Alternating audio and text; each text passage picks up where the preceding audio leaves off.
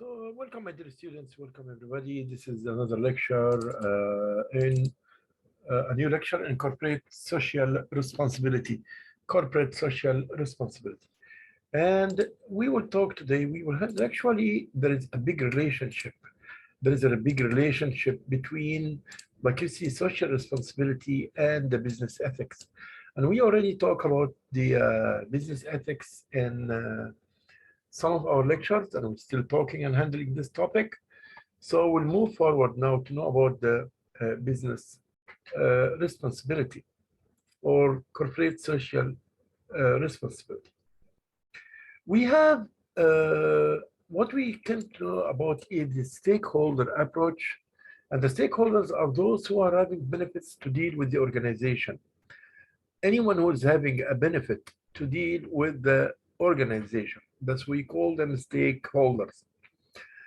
In this place on this PowerPoints, we'll describe the container of social responsibility. We'll describe what the meaning of the social audit. We'll talk about the effects of service. We'll compare advantages of collaborative social initiatives. We'll explain the 5 principles of collaborate social initiatives. We'll compare the merits, different approaches of business ethics, and explain the relevance of business ethics to strategic management practices. Okay, we'll talk about the stakeholder approach. And there's a difference between the word stakeholder and stockholder. Stakeholders are those who are having benefits to deal with the organization. Any parties that have benefit of dealing with the organization, direct or indirect. As example, the customers, the clients, the suppliers, the buyers, the sellers, the providers of the raw materials, which is a part of the suppliers, the government bodies, like the taxes, like whatever, all these stockholders themselves are having also a benefit in dealing with the organization. Those all are stakeholders. According to the stakeholders approach, in defining or redefining company's mission, strategic managers must recognize the legitimate rights of the firm's climate. Okay. In addition to stakeholders and employees, these include outside stakeholders affected by the firm's action. Okay, now let's go to say, what are the stakeholders?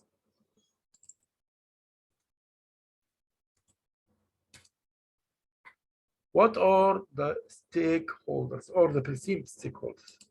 Perceived stakeholders are customers, government, stockholders, employees, and the society.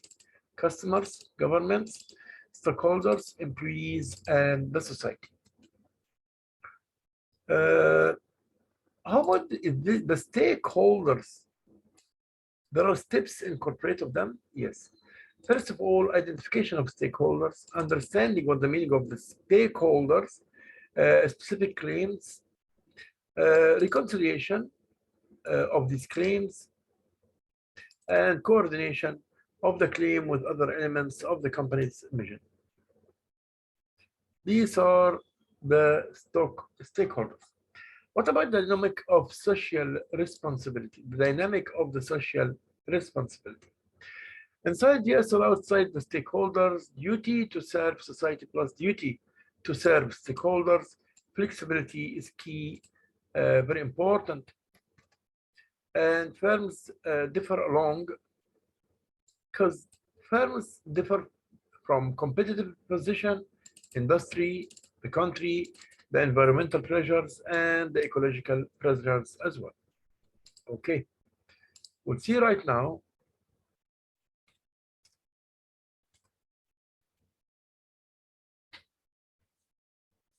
How can we improve the company's mission?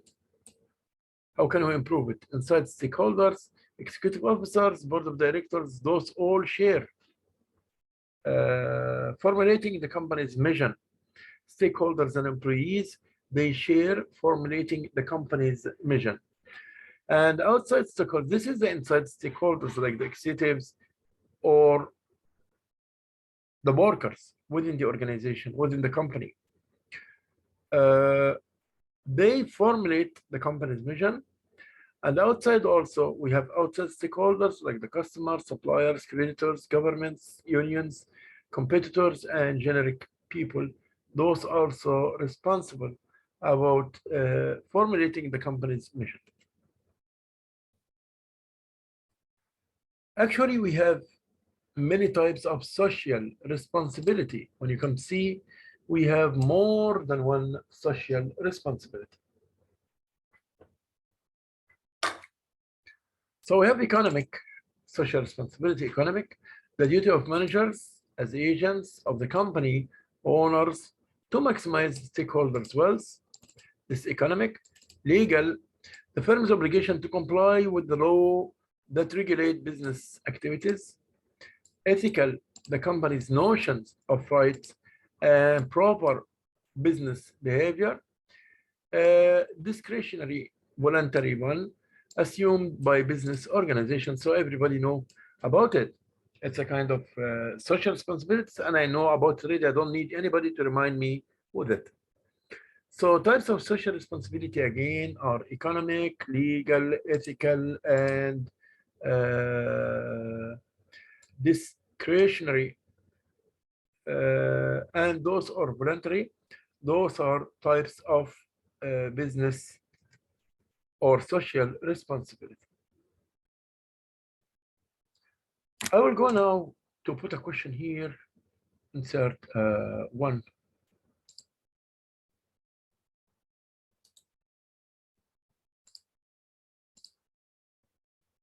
What are the types of social responsibility? What are the types of social responsibility? And I'll stop here like around 5 minutes to get your answers, my dears. And I will focus and just put the answer right away now for you here within the slide so that you can see it.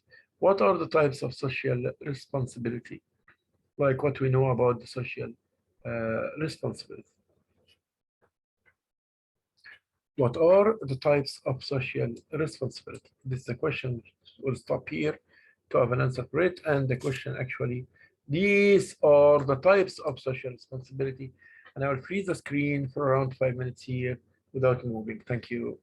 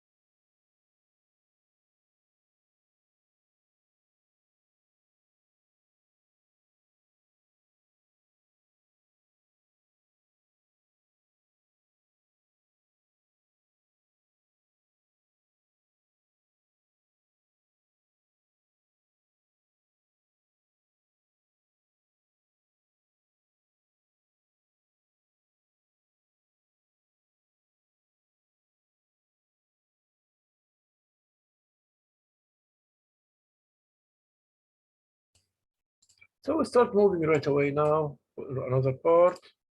We'll start to move right away now and go to resume our work. So we know now the types of social responsibility are economic, legal, ethical, and discretionary.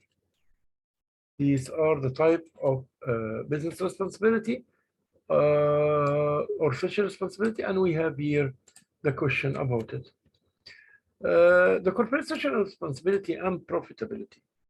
Usually they are opposed or contradicted because once, as example, if you are a business owner and the country or the government impose on you that you, for sake of keeping a safe environment, that you have to keep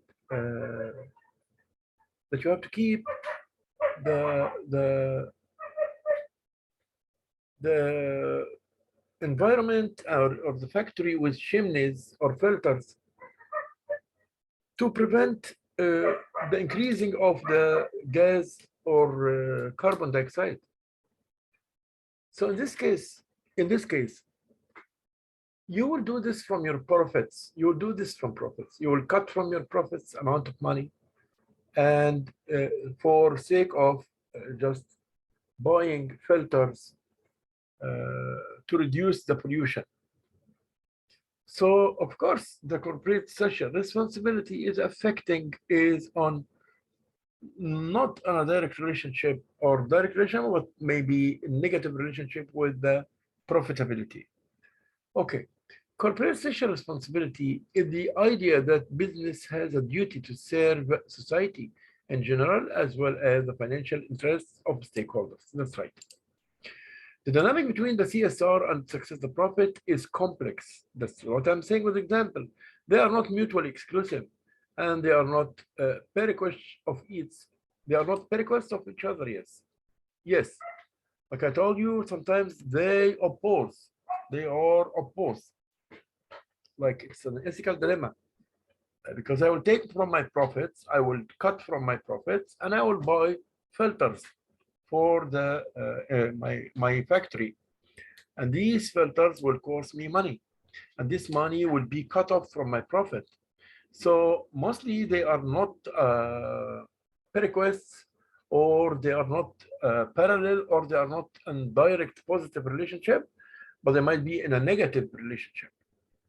Okay, factors comprising a cost-benefit analysis of corporate social responsibility. Some corporate social alternates activities incur no dollar cost at all. Yes. So in that case, everybody will welcome this. As business owner, they will welcome it. In fact, the benefits from philanthropy can be huge. Yes. Socially responsible behavior does not come at a prohibitive cost. Socially responsible practices may create saving and as a result increase profits. So that kind of behavior, it might in some cases increase the saving itself. Proponents argue that CSR costs are more than offset in the long run by an improved company image and increased community goodwill. Yeah, so if you are in the long run, when you are very committed to applying the corporate social responsibility principles, you will have a good image from the people of this society or this community. People will look to you like that you are saving the environment, and you are environment friendly, and that you are doing the right path. For that reason, your goodwill will be shiny, and you will be very good. So that will make you, that will lead that you create a good portion of the market share, or reasonable portion of the market share in the future, due to having a good goodwill. Factors complicating cost-benefit analysis of corporate social responsibility means the disadvantage of the CSR, by other meaning. Some CSR activities incur no dollar cost, like I said. Those are what we said.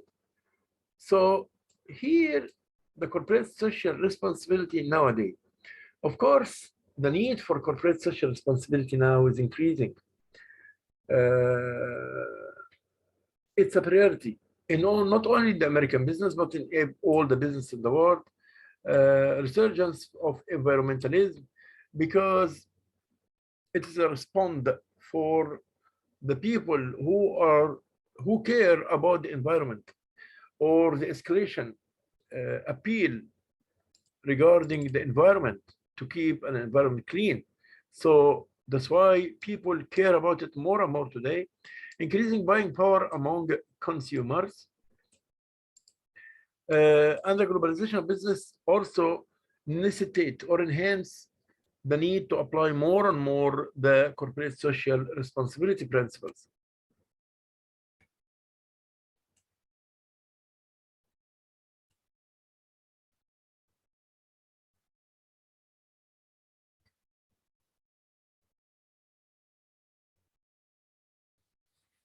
See now the corporate governance structure. Like here, we have the traditional structure: board of directors, chief executives, chief officials, and they are accountants and internal auditors. Here it is. But the new structure, we have the board of directors, the chief executive, those goes in line, but in between them there is a line, and the line is extended into the internal auditors. Before this, there was no direct contact between both of them and the internal auditors, but now there is a direct contact. Why? Because of the disclosure, because the company is responsible about disclosure of its own data, that any information regarding the company, it should be relevant, and it should be accurate, and should be in time. The chief compliance officer and this chief accounting, see here the chief official officers, and see how chart goes here now. Chief financial officer is here. His situation maybe did not change so much, but with direct contact with the internal auditor, and in a direct contact also with the chief accounting, and with, so look at this, he's in the map directed, but here there is no sidelines directions or contacts. Here the contact is vertical only, but here we have vertical and horizontal and diagonal contacts, like the contact between the chief financial office and the internal auditor here. These are also type of contacts. Shall stop now for the moment, and shall come to you back in the next video. Stay safe. Thank you so much. Bye-bye.